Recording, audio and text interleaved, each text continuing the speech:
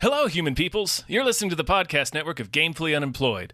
To support us and gain access to great exclusive podcasts like Fox Mulder is a Maniac, Tom and Jeff Watch Batman, Star Trek The Next Futurama, and our latest show, Spiel Boys, head over to patreon.com/gamefullyunemployed. We do game streaming, movie nights with our patrons every Friday night, and you can even commission your own podcast about anything you want. Literally anything, within reason, and we have to do it. You are quite frankly out of excuses not to go visit patreon.com/gamefullyunemployed. That's patreon.com/GAMEFULLY unemployed, which is spelled like it sounds. Who the hell am I? I'm a construction worker. I have to go to the bathroom. I said, be right back. I'm a cop, you idiot! Pasta. Oh, I'm Detective John Kimball. Who is your daddy? Answer the question! And what does he do? Put that cookie down! Now! Yeah, aside from Wilt Chamberlain, I didn't know, like, it was very funny when I watched this with Hannah. Oh, each reveal. And I was like, well, I didn't know. What I mean is I didn't know that many people here. And like to the point that I was like, when Zula shows up, I was just like, look at her. She really pops. And Hannah was like, yeah, that's Grace Jones. Grace Jones. Oh, yeah, and I'm like, really? Oh. That Grace Jones flew underneath your radar. I don't know who people are.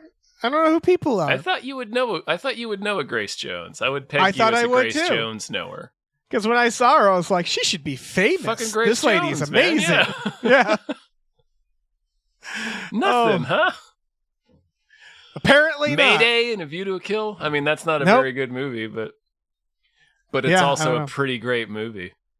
Yeah. It's Roger Moore it's his last Bond movie when he is far too old for the role. Doesn't care. Like really visibly too old for it. He's kind of like embarrassed about it. You can see. Oh no. Like he knows he's too old. He knows he's too old he's to like, be why kissing did we do this Bond girl. Oh no. Yeah. Christopher Walken's the bad guy. Oh, yeah. He's an Aryan Superman, Dave. He's an engineer. Of course he is. Aryan Superman. Of course he is. He's Christopher Walken. Hi. Hello, everyone. Welcome to a new episode of Into the Mr. Universe, our Arnold Schwarzenegger podcast where we talk about Arnold Schwarzenegger, the actor, the star. Universe. Yeah. The star. Universe. In the Stellarverse. Really? Yeah. Yeah. So we're sort of... Oh, wait. We got to thank a producer first. We do. We have to thank Norm from Cheers. Thank you. Thank you, Norm. Norm's the one who made this all happen. Mm-hmm. After chatting with Norm was like, you guys... He gave birth to Arnold Schwarzenegger back in the 1940s. It's true. No, we had originally skipped Conan the Destroyer. We did, 1984's. Yeah. I think because we thought we would. There's so many Arnold films that it was we deliberately skipped it. I remember it wasn't an oversight. We made an executive decision there. Right, but now we're going back and we're cleaning up. I don't remember the movie this is a sequel of. I never really watched the original Conan that much. I know we watched it. We did. But this, you could go back and do you want to wait so you can go back and listen to that episode? No, I don't want to listen. I don't want to listen to anything I've ever recorded. That's good. I don't even like listening to answering machine messages. I know. Thank you, Norm. Though, yeah, this is it's like a standalone sequel, right? More or less. Valeria is mentioned, and I'm like, well, okay, yeah, actually, sure there is like 2 points of continuity. There's Valeria, who's the dead awesome lady from the first one, the Valkyrie lady. And then there's the camel that he bonks on the head once again. He beats so many horses in this, at least in the beginning, and horse-like creatures. Those horses, Dave. Yeah. I can already tell what your most Arnold moment is. I mean, there's a few. There's a couple. There's a couple good ones. But we'll go into the plot. Is this where like the Simpsons erotic adventures of Hercules joke come from? Because this feels it's sort of. But that's more like the Italian, specifically the Italian Hercules movies that Mickey Hartigas was in a few of them, actually. Okay, because this feels in the same boat where it's like everything feels like it's the start of a porno. that never gets going. It's right. It's all the non-porno parts of Caligula. Yeah, because it's like, It's all the help Malcolm me. McDowell scenes. Right, help escort this virgin. Boy, I hope she doesn't become not a virgin. And you're like, oh man. Boy, yeah. It's Thank just- goodness she doesn't. I know. I was like, I'm happy that they don't fuck. Oh yeah, I mean, he's pretty. Like that's a delight, honestly, because this is not a movie like the original Conan. Conan the Barbarian is a movie I've seen a bunch of times. This one I've seen, I think, once.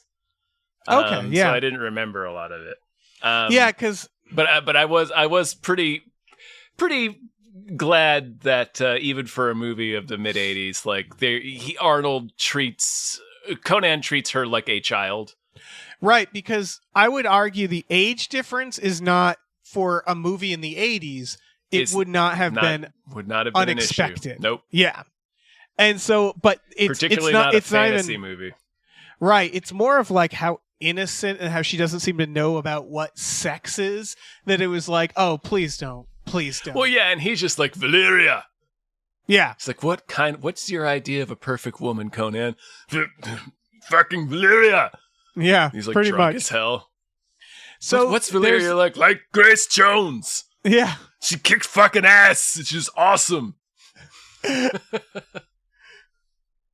Yeah, it's him. He first gets attacked with nets, which was very funny because it's nets versus sword, and it's like, oh boy, these guys need to get paid more. Yeah, I feel like you guys didn't play rock paper scissors enough. Right? They try to net him like he's like an escaped circus bear. Well, yeah, they're literally trying to trap him, right? Because they bring him Yeah. before the sorcerer queen, who's like, go find this rock. Yes, Queen Taramis of Shadizar. I wrote it down, but I don't I'm remember glad you hearing did. it. I'm glad you did. Yeah, and she is like, I will bring you Valeria, bring Valeria back from the Yes. dead if you go get this horn. And you also have to bring this virgin, my like niece. And her like the princess. You have to escort Yeah. a princess and her guardian Wilt Chamberlain. her virgin guardian Wilt Chamberlain, where it's like, it's like Spaceballs with the robot with the virgin alarm. Yeah, and it's also like Spaceballs. It's a meta joke, right? Because it's Wilt Chamberlain, Yeah. famous fuck cyclone. Oh, Wilt yeah. Chamberlain is Yeah. to guard The this virginity princess's guard, yeah. virtue. So yeah, and then she's just like, ooh, I want to fuck Conan, the virgin. Well, who wouldn't? Yeah. He decapitates the shit out of some cannibals. Boy, he does, man. He fucks some cannibals up. Yeah, and he's basically like, I'm going to gather my little clan of people, and it's very D&D. He puts a It team felt very together. D&D. Once again, it's the only difference is, Mako is back. I think his character name is different for some reason, but he's still he's still Mako. He still narrates the movie. Right. He has a different thief this time. He has a lame thief this time. A serious talk about downgrade in thief. It's Tracy Walter this time around. Yeah. He's not it's- Subotai, Archer and thief. It's Sting this on guy painkillers. is Tracy Walter, pervert and thief. Yeah. And so they go out, they fight. It's sort of a series of adventures. Honestly, my eyes kind of glazed over for some of it. Certainly not the end, but like, Oh yeah, but you're right. It is extremely D&D. It's just like they go to a temple. They fight a lizard man in a hall of mirrors. yeah, they fight Pat Roach in an ape mask is what they fight. Was Yeah. that supposed to be an ape? I thought it was It's like a man ape. It's Oh. I looked up the credits. It's man ape. Yeah, I had the same. I thought it was where a I was like, Gorn. really? Like, I Yeah. was just thinking Gorn the whole time. I was like, I the Gorn didn't- have sorcerers. All right. Yeah, I did not expect a scene where a robed lizard wolf demon swings Arnold by his ankles and It's tosses the best him. giant toss in history. Yeah. What but a yeah, there's shot. a wizard. It's like a POV shot of Yeah. Arnold getting giant swung by this ape lizard man. It's Who's who's the owned by this gigantic wizard. Nazi from Raiders of the Lost Ark. Yeah, Vic Armstrong was the stunt coordinator in this. Oh, so I'm like, okay, that makes sense. Yeah, okay, I get it. He picked up the phone. He did all them Indiana's Jones. He basically was Indiana Jones. Like he in all the stunts. Doesn't he do the under car one in Raiders? Is that him? I know that was a specific stuntman who got hurt. Yeah, so I don't want to misattribute it. So yeah, never mind. You should look up. We should look up who that is, and listener, you should as well. He was a stunt double, I think, because he's the one who looked the most like Harrison Ford, and so he was the one who was used for most of the anytime you could almost see his face and stuff. So a lot of the fighting, I imagine. Yeah, probably. Yeah, so they go to this weird magic castle, and the cartoon dragon steals her, and they have to steal her back. And then they fight some dudes on horses. I forget why. Again, it's a lot of let's go fight these people. Let's go fight these people. Well, they get kidnapped by another. Wait, what happens? Now I can't remember. Oh, they bring the stone back, right? And they figure out that it's a horn. That's right, it's a horn, and then they have to rob some wizards of a horn, and they did that. That's a beat, right? There's a wizard grunting fight. That's right. The wizards are the ones who show up while they're in the tomb, and they're like, "Hey, we want that horn and that princess because we're going to sacrifice her." And then once they get the horn, Wilt Chamberlain grabs the princess and is like, "Bye, suckers," and runs back to the castle with her. Because what we learned from the start is the queen is absolutely going to sacrifice her. Mm-hmm. She sent her on this adventure with Conan. I don't know why. Oh, because she's the only one who can obtain the horn. Yeah, she's the only one who can do the task that's required. They're like weird Satanists. They're like Pizzagate types. It's just like the first one. It's like snake god worshippers. Like Conan is a world of freaks. That's why Conan hates magic so much. Right, he hates wizards. He fucking hates wizards. I get it. Yeah, they suck. They're a pain in the ass. I like how they do the wizard stuff in this because, when you do wizard fights, usually there's some effect. And a lot of this is the guy grunting and just nothing happening. So good when Mako sits down to have the wizard fight with the other wizard.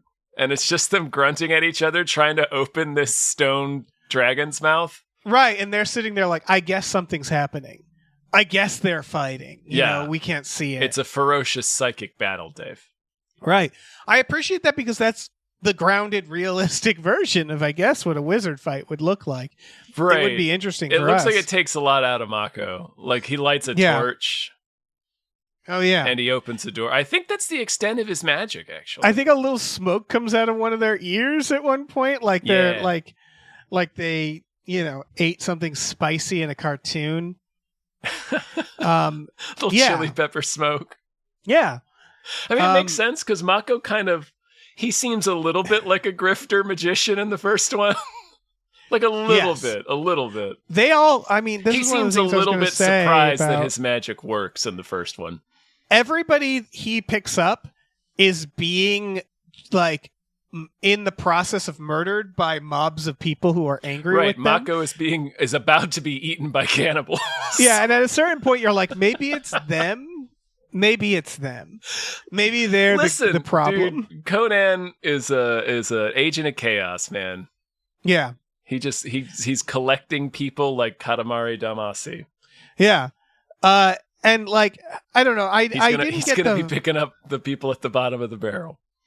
I will say my overall issue with this movie is that there's a lot of Grace Jones. I'm just make a movie about her. There's a lot of charismatic actors, but that doesn't necessarily translate into a lot of charismatic character interactions.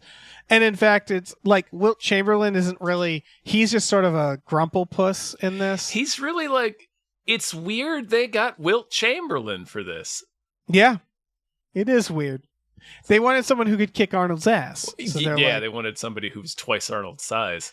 Yeah, and generally speaking, it felt like a group of people who didn't really like each other or have much chemistry. I didn't feel like there was chemistry amongst the group. So while I understood the basic concept of let's get a series of adventures of this group like D&D, for example, his little thief friend, it took me the longest time to realize he's the comic relief. He's not Conan's prisoner. Right. He's Conan's friend. Right. And it was just like, oh, I guess he's supposed to be funny. It just like, it doesn't work for whatever reason. This mixture of people, like Grace Jones' character, mostly speaks in a series of shrieks, which I liked about glares, her. Yeah. Right. But it was sort of like, I was sort of like, I just want her and Conan and like put a romance there. Like this little virgin princess was like a weird character because she's just like so weird and innocent and is like, tell me about sex, and like it's just like I don't know, man. Yeah, that's tough to get around. Because like that, when your central plot is like guarding the virginity of this princess, and like because that's what we need to sacrifice her to this weird whatever that thing is. It's Andre the Giant. Yep. Yeah. It's Andre the Giant in a guar mask. Yeah. He looks like the trash monster from the X-Files. He does. With a rhinoceros horn. That's like when this movie made up for everything. Like, I thought the moment they put the horn... the moment they put the horn in the statue and it gets, like, creepy as fuck, I was like, this is cool. Like, this ending is cool. It felt like they dumped everything into that ending. And because of that... like, I like that... Like, this movie gets a lot of shit for being PG, but it hardly matters, to be honest, because it's still pretty sweet. Yeah, I don't care. I didn't notice. In terms of people getting hacked to pieces. Yeah, he slashes people. And weird, gnarly-ass monsters. Yeah.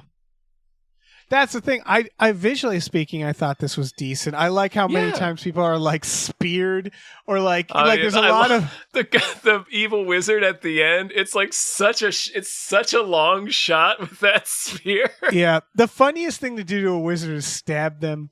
Oh yeah, it's so funny. Like a spear. There's also the wizard that he stabs through the glass and he stumbles out of the glass like, you got me. Yeah, like it's so unceremonious. Right. Yeah, fair enough. You got me. So like this, there are things to like. It's just that the core group, again, I don't think the actors were necessarily uncharismatic. It's just like they didn't have anything to do. Like there was a point where I was like, why are these people doing this? Like I know why Conan is. Money. Yeah, I guess. Like Conan's doing it for the promise of bringing Valeria back to life, which is brings an interesting moment up where he like willingly hands her over to the evil wizards, and like they keep telling him, look, Conan, I'm pretty sure they're gonna sacrifice her, and he's like, hold on, let's wait, let's see, let's see what they do next. Hold on, maybe they won't be, we don't know. But yeah, it's sort of, it's just kind of a flat movie. I felt like the characters don't escalate in any interesting way. Like this, they start with this idea of this woman being like, ooh, I have a crush on him. But thankfully, that doesn't go anywhere. No. But it was like, there's not much like character development really throughout. Again, it feels like a D&D campaign to the point of like, it feels like our people are playing as these characters. Yes, it definitely feels like it was adapted from a D&D campaign. The campfire scene gets kind of close. Like we have some fun there where Arnold's being drunk. She's asking for advice on picking up sweet ass barbarian dudes from Grace Jones, who tells her how she picks up sweet ass barbarian dudes. Yeah. And then she's like, you got to learn how to fight. And then she starts teaching her how to fight. And then Arnold's like, that's bullshit. You got to teach her how to fight with a sword. And then he shows her like one thing and then goes and passes out. That is the one scene where it's like, okay. But of course, in that scene, we have Tracy Walter, pervert and thief, like trying to grope Grace Jones. Which is a bold gambit in and of itself. Yeah, she could slit his throat right there and then. Yeah, just kill him. Just tear him in half like a Mortal Kombat fatality. Right. I mean, I want to talk more about that motherfucker, but we're not in that segment yet. We could get into our first segment, technically not Arnold, and talk about Arnold the character. Unless you have anything overall you want to say about this movie. I liked it more than I remembered, actually, this time around. It felt more like a sequel than I remembered. I don't hate this. Yeah, I liked it. It's decent enough. It's definitely not as gnarly as the first one, but it didn't seem to matter as much as I remembered it. What I'll say is, for podcasts, I feel this a lot, which is like, there are two types of liking a movie where it's like, I like this movie if I could watch it in the background. This is a background watch as opposed to oh, hell yeah. I have to sit and pay attention to every scene, where it's like, for me, this is one where I'm like, I want to be able to not pay attention to the boring parts more. And just perk up when he's killing an ape monster. Somewhere between The Mummy and like a mid-tier Marvel movie. Yeah. Yeah, it's a movie you like work out or do chores. No, I got a better... It's closer to a Willow. Yeah, Willow is a good one where you're like, I like Willow, and then you watch it and you're like, I kind of like Willow. Parts of Willow. Yeah. I know why this isn't a classic. All right. Yeah. Yeah. Yeah. It's like those new like Clash of the Titans movies, right? Oof, where you watch them, you're like, this has some moments, but it's I like... don't even remember any moments from them. It's like a Kraken. Yeah, right? I just assumed watch the old one. Yeah. All right, well, let's get into Technically Not Arnold. Yes, like I mentioned. We're going... What? That he has this sort of interesting streak here where he's, Conan's pretty chaotic. He's not an evil character, but he's dipping his toe into some evil in this one. He's a bit of a stinker. Yeah. This is we're back to the Hercules in New York era, where you watch this and you're like, I guess he'd become a star. Where you're like, it's like a really slow transition for when Arnold became the Arnold we've been dealing with more lately, and it's much more of a ensemble. Right, he's still learning how to act here. Yeah. And he's really just kind of another character in the group, like, honestly. Yeah. So he's like a little stinker on the road with his thief. He's a horse puncher. And he's... Camel bonker. He bonks camels. Right. Like, he's sort of an asshole. This is still where he's like a grinning asshole. Yeah. He kind of does what he wants. But he's driven by his I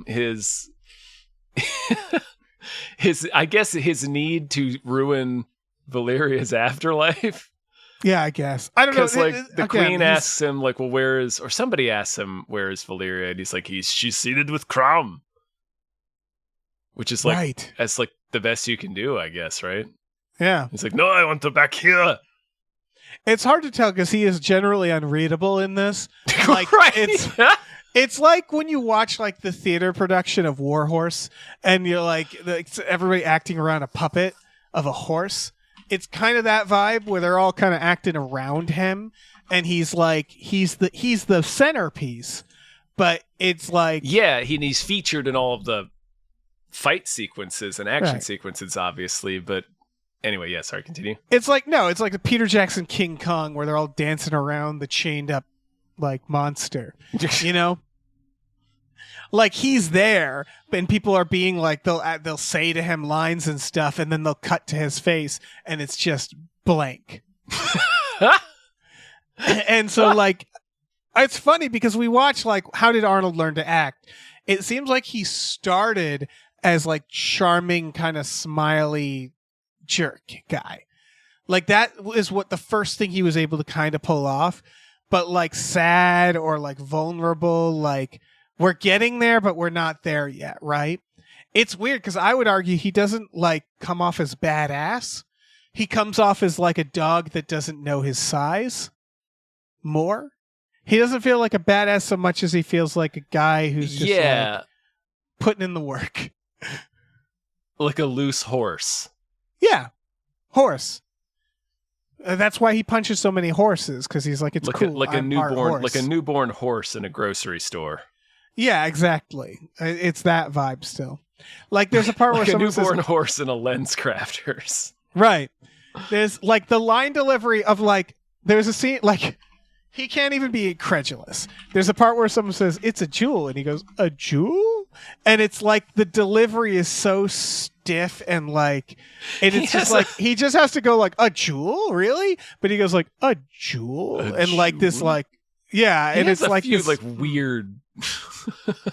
it's real like children's play delivery of like, he's still trying to figure it out. I think he might, well, I don't know. I don't know if he's.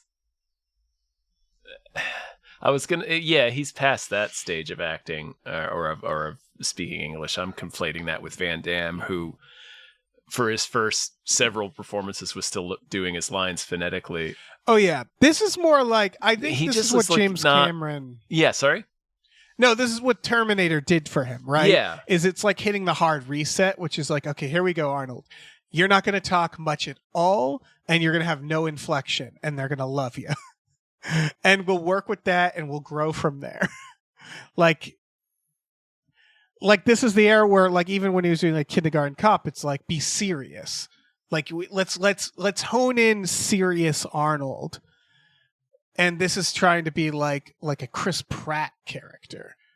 I think that's what the thing is. He's trying to be kind of like, he's supposed to be kind of like a sillier, like a Han Solo almost. Yeah, he's just like you said, he's just less serious. He's less hard edged. Like in the first one is just so grim. It's like a very grim adult story, in as much as a barbarian story can be adult, you know. Yeah. I mean adult in the sense that it has titties and snake soup. Yeah. But like this one is like a lot of goofballing. Right, and I just don't like Wilt Chamberlain's running around. Yeah, I just don't think he's ready for that. Like I think like, which is funny because I think the instinct is that Arnold, I think the regular guy is a goofball. Yeah. I think it like he always was. And so I think people were like, well, let's make his characters kind of like a charming goofball. But you look at Hercules in New York, where again, he's trying to be like, oh, he's Hercules. He doesn't care about anything. He's like young and he's insubordinate and he's a rebel and he's like like a Han Solo. He's just a rogue dick type. Hercules in Right. New York. But that's the problem is like Arnold doesn't know how to play that yet. And like when he started popping is when they're like, okay, you're serious. You're like a serious guy. Like it's funny. It's like the more he leaned into not being like himself, the more success he had at first, I feel like. No, you might be right. Like, yeah. Let's give him a funny guy and make him serious. You know, like after Terminator, what was the big success? Predator. And again, it's like he's not a funny guy in that. No, and like The Running Man and Commando, like all of his hits after that. He's not, I mean, they are like Running Man and Commando are funny movies, but right, he gets funnier slowly, but like I think they figured out that it's funny for him to play it straight more. Mm-hmm.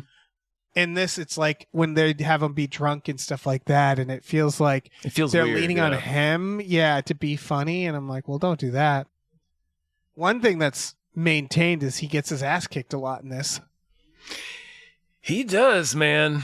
He's an underdog. He has to like break those mirrors, use his wit to defeat the fucking ape monster. He doesn't even save the girl. Dude. He's too busy getting beaten up by Wilt Chamberlain. Yeah. Yeah. Look, that's his role in the party. He's the tank. Yeah, exactly. Like, you're right. It is way more of an ensemble where it's like he's not.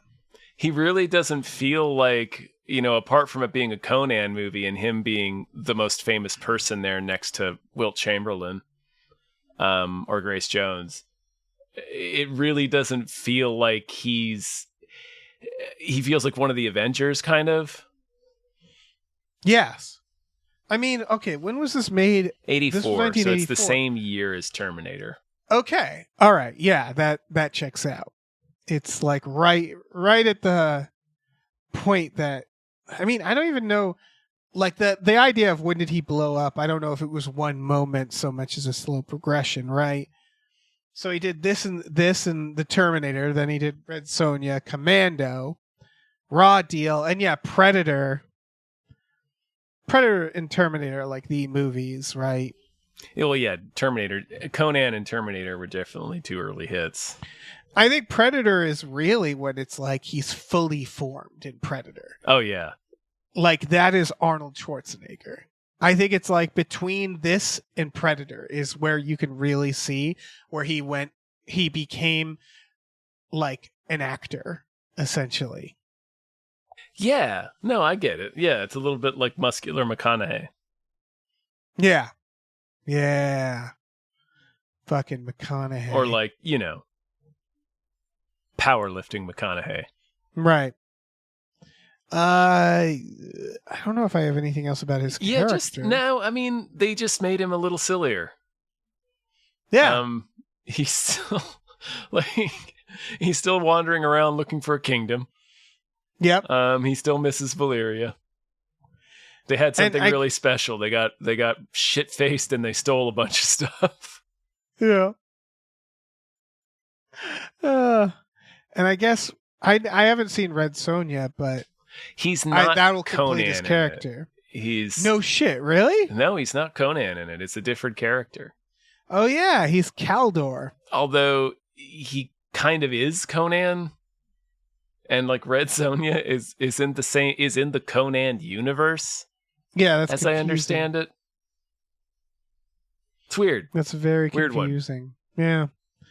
Well, let's talk about definitely not Arnold, our best side characters.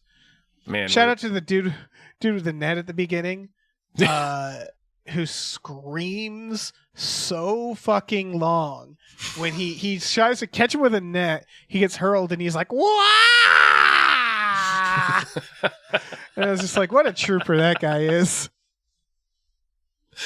He had a battle cry ready. Yeah. Conan poked it loose when he. Yep. But then there's Malik. That's Tracy Walter, right? Yeah, Sting on Quaaludes. He Bob. I said he had a real pretzy energy. Because his voice. What is that voice? He's a real Disney sidekick. Yeah, he's such a weird little freak. He's like got a real Mitch cockroach in a shoe. Yeah, he's got Mitch Hedberg energy. Wow. It's like he's in a different movie. Like Mitch Hedberg had he lived into an advanced age. Right, or like he's like a child in a grown man's body sometimes. Like he has like a pouty energy to him. And right, he's throwing a tantrum a lot. Right, and he's like weird little creep. When Zula's like, "What are you doing?" He's like, "Covering your wound," and it's like, fuck, man, you're terrifying. You try to do something nice for somebody. It's like, oh, it's one of these guys, huh? Yeah, I thought his voice might have been dubbed. No, because it was like I was like, "What are you doing with your voice?" He lives a sad life. To the point that his reward is becoming the fool for the queen. Yeah. He's like, okay. That's grim.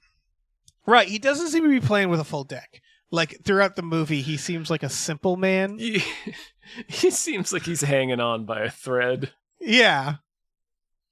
All he's really got is Conan. Yes. Again, pretzy energy.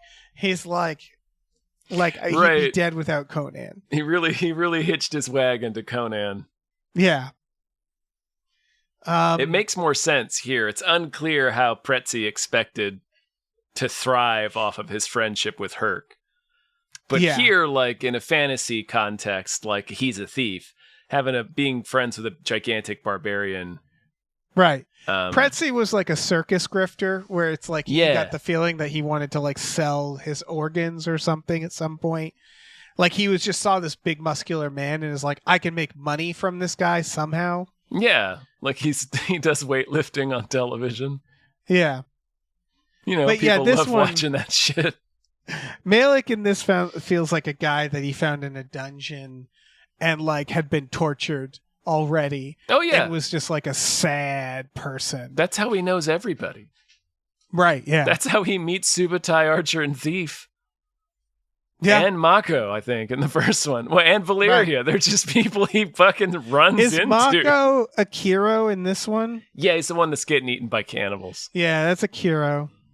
He loves his little dudes. He loves his little guys. He has a different name than he does in Conan, their original one, for some reason, but same actor, and he is once again a kind of shifty wizard. Right. He feels like he feels like he would pray and then point out things that I'm like, did you just see that? Or he'd be like, go under the water, or like there's a thing here, or like pull out the horn, and it's like, yeah. Are you guessing? Yeah. They're not bad guesses, but yeah, and again, he's like being eaten by cannibals when Conan finds him, and I was like, he's like, they wanted my power, and I'm like, or did you like rob them? Be honest. Yeah. Like, did you like sell him a magic trick? Yeah. Then we meet Zula, Grace Jones, who's just she in a seems gladiator like she pit. yeah, she seems like she's doing fine, honestly. Really? Yeah, they free her, but do they really free her? Exactly. She kind of frees herself. Yeah, I love her. Like, I was just like, oh, this is the best thing I've ever seen. She's just like feral, like trying to fight off this mob, and then they just like cut her loose, and she just starts going fucking crazy on. Like he doesn't save her so much as he just cuts her loose, Right? Yeah, and that's all it takes. yeah. She's clearly the fighter. Yeah, she fucks up Wilt Chamberlain on his horse when she shows up. She fucking like pole vaults his ass off. She shoves a spear into him, and it looked like it hurt. It looked like one of those like, dude, are you okay stunts. Oh yeah, Yeah. It I looked have like a read stunt that where Grace Jones would go overboard with the stunt fighting. Okay, yeah, it looks like one of those stunts where the stuntman never came back after that. Where there was just like, oh, okay, you've done your stunt for the movie. We'll pay you. You're going home. We're gonna have to tag somebody else in for this one. Yeah, I don't have much else to say about her, but just that she's perfect. Yeah, She dated David Bowie, I'm told. yeah. She looks like she would. Gosh, Stallone. She's got that 80s androgynous, that Zool energy. Oh yeah, Yeah. yeah. I mean, Or like, Gozer. Sorry. Gozer. Yeah, energy. Gozer the Gozerian. Yeah. Like, again, she's perfect. She doesn't look like she belongs in this time. Again, she looks like she belongs looks like in an 80s video. fashion model. Yeah, it's very funny. Queen Taramis. She's pretty sweet. I just like that she does I like the this things girl where, boss. Yeah, I like that she's like, we need to test Conan. Let's get dudes with nets go after him. She has this weird fuckable statue. Mhm. She's horny evil. Yeah, and she's very obviously lying to Conan. Yeah. He's like, well, hold on, maybe. Yeah. Bombata. That's Wilt Chamberlain. Man, I mainly wrote is Wilt Chamberlain. That was my big note. his other defining characteristic is he keeps failing to betray Conan. Yes. He keeps getting caught mid-betrayal and having to backpedal. He lives a sad life because he's got like the princess kind of treats him like an object, like you're a sexless being, Wilt Chamberlain, and He's you're here so to protect my gigantic. virginity. Yeah. Well, I mean, and honestly, she's what, 14? Right. It starts with him shushing her to sleep while she's having a nightmare. That's like it's weird. It's a weird relationship. With Jenna, by the way. The princess's name is Jenna, and that's one of those where I'm like, that's not an old name. Yeah. Jenna the Virgin. It would be like the Cyclops' name is Mike. Yeah. What are we Couldn't doing? believe that. She had real virgin energy. Like, Oh, yeah. Real nerd. yeah. Yeah, real nerd energy. Real nerd Googling sex. Looking up penis in the dictionary. Yeah, exactly. There's not much else to her. She's just, I'm a virgin. I'm thinking of fucking Arnold. Well, she Maybe I'll become a warrior. is enamored of Conan. They do her dirty, I thought, because she's like, ooh, I should become a warrior. And then they're like, nah, you're just getting kidnapped and almost sacrificed. You do nothing. You do nothing of use. You don't throw a punch. No. Yeah. She hires fucking Malek, pervert and thief, to be her palace fool. Yeah. That's not going to end well. She hires Zula to be her captain of the guards. That checks out. Yeah. Yeah. Yeah. If I was just... if I was royalty in need of protection, I would never be further than 3 feet from her side. Right. Malek is like a pity job. She, like, the fool, it feels like she didn't even like him enough to make, like, you're the aide, you're the castle aide, you're the intern. Like, you're the and again, stable when she was like, you're the fool, I was like, oh, right, he's supposed to be funny. Again, like, he's sad. He's sad. So it comes across as, like, such a tragic end. Because that's it for him. This is where he will die. Yes. Like, it's not going to get any better for him than this. And I think you mean literally in the room he's appointed fool. He will be found like an old cat curled behind a pillar dead one day. He will die His in tongue that room. cut out. Yeah. 100%. Oh, man. But yeah, I love Bombada. Just continuously trying and failing to betray Conan. Yeah. What are you doing? Nothing. Nothing, man. Yeah. What's that? Like, even when he shuts the door on him, like Conan still hasn't figured it out. Right. So finally he's just like, fuck it. And this starts a cave in. Yeah. And then even then, it takes them coming outside to the horses for Conan to be like, I think he's betrayed me. He's run off with the girl. No. Yeah, he has to like literally attack Conan. Yeah. Like their fight at the end, he should be like, what are you doing? Why are you doing this, my friend? My close friend. Yeah. Bombata, why? Yeah. I was never I literally never was your friend. Never was. Worked for the queen the whole time. What's the wizard's deal? The one with the magic mirror and the cartoon bird and the he's like the Oz castle. Some cult. It's there's a lot of cults in Conan. Him and the queen are all culty together.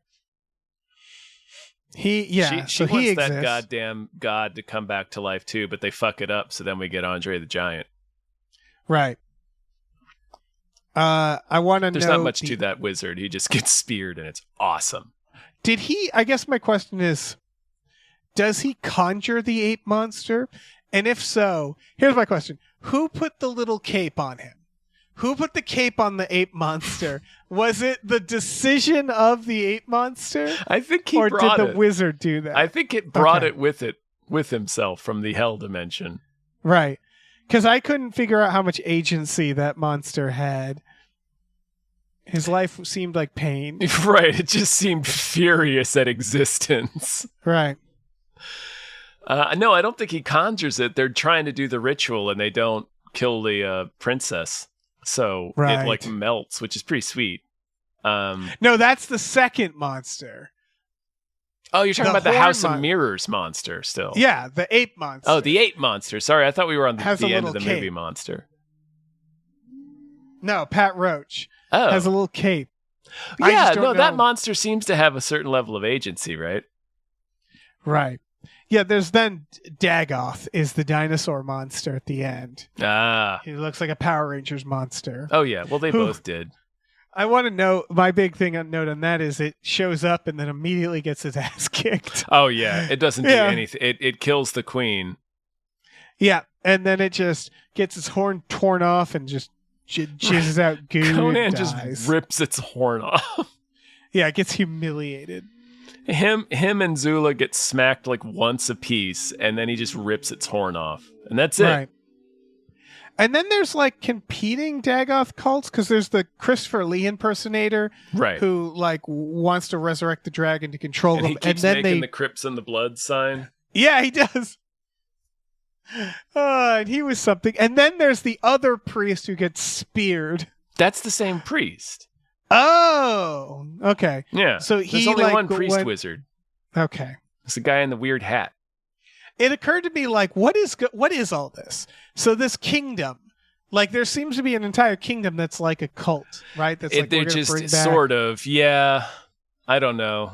Like, What do the peasants think? I don't know, man. These kingdoms seem real small. And I know ancient Hyboria is supposed to be like, this is supposed to be like, I mean, we keep saying Gozer. This is supposed to be like Sumerian, right? Right. This has the vibe of a place that doesn't have peasants. They don't have any wars to fight. Like they need a war. There's not a lot of civilization at the moment. Right. They're ruling like this like boneyard and they're like, oh, you have nothing to do. And they're like, well, let's start a cult. And they're like, sure. Cool, yeah. Yeah. Like they don't have enough conflict in their life. Well, that's not true. Well, yeah. But you know what I mean? Like it feels like they brought all this on Right, themselves. yeah. It seems like you guys are sitting around daydreaming and now you're barking at the dark. Right. Because like the sacrifice ceremony, they were playing like jaunty music during it. They were like, The it music was like, did seem weird. Yeah, it was like an event. Again, it's like, oh, are you guys going to the cult event tonight? Well, Like, I guess it's, kind of you vibe? know, why would you play scary music? Because you would play like your favorite song because it's good for the cult, right? This is the best day Exactly. for the cult. So realistically, assume. they'd be playing like Third Eye Blind. Yeah. Oh yeah. Do do do. Yep. Do do do. Walking Yeah, on yeah. Sunshine or something. Yeah. You know. I'd be part of this cult if I'm being honest. You and I would be part of some cult. Yes. There's a lot of them. Yeah, you'd have to. It's like career day or whatever. You Right. pick a cult. You got to pick one. It's like prison Yeah. rules. Yeah. It's like, what are you gonna do? You got to pick a gang, or else I'm gonna be a skull in the desert. Right. That's all I have I'm for gonna side be characters. just finger bones in some saber cat poop. Hmm. Yeah, no, I think that's all the side characters. That's There's the a lot. director. It's a fair The amount. director who before this did Amityville 3D. Hell yeah! Why wasn't this in 3D? Richard Fleischer, who also did Soylent Green and 20,000 Links Under the Sea. So he's been around, and Fantastic Voyage, and this. This should have been in 3D. Coolio You're right. video. Yeah, that's the one. Mm-hmm. They should have done Amityville Conan. They should have. I don't see why not. Amityville Barbarian. Yeah. You don't have to pay anyone for that idea, No. except us. Conan, I mean, he could slice a ghost in half. Why couldn't he? I can see him doing that. Yeah. Beating up a ghost. He's done it before. Yeah. He threw that weird ghost witch lady into a fire. Yeah. I guess we're up to the most Arnold moment. What is the most Arnold? I have a couple. Man, yeah. I mean, obviously the camel bonk. Yep. There's also, so this is my Hercules in New York Arnold. They're talking about Zula like fighting those people. And she goes, Conan, there are 6 of them. And he looks and he goes, 1, 2, 3. I think you're right. And I'm like, was that a joke? Like he doesn't have, he can't quite do whatever they wanted him to do there. Conan does not do maths. I know. Then there's the line, I suppose nothing hurts you, to which he replies, only pain, which I thought was a genuinely good, like, that's like an Arnold Schwarzenegger line. That's a That's Predator like a pumping line. iron. Yeah. And then Camo Bunk, and the last thing I had was when there was like a cult priest situation, and he just says, enough talk, and throws a knife directly into the man at point blank. And I was like, oh, that's perfect. That was mine. Oh, okay. That one is amazing. He's trying to sell Conan on this. There's just like enough talk.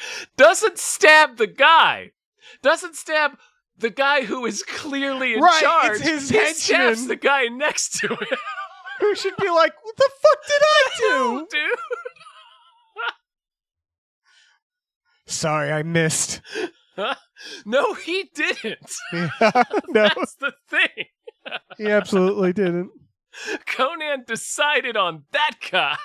Real asshole move. Very He did funny. something in a microsecond that Yeah. drew Conan's wrath. Amazing. I'm going to kill this wizard. I'm going to kill this wizard. No, fuck that guy. Holy shit. Yeah, And then they have to retreat back into the tomb with no exit. right. It's like such an impulsive decision. It really is, but I'd make it too. He's like, enough of this shit. So, it's like I was gonna make a complicated video game reference, but it's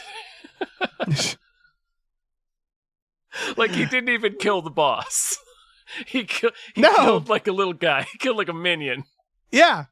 Not even Retreat a back henchman. into the Not even a tomb. mini boss. Yeah. Yeah. Didn't even get the mini boss. It was just some guy. Yeah. Oh man. Well, It was the I guess- camel of wizard guards. yeah. I mean, I guess speaking of which, we should do our rating system, which is between 1 and 5 camel bonks. 1 of 5 camel bonks. Yeah.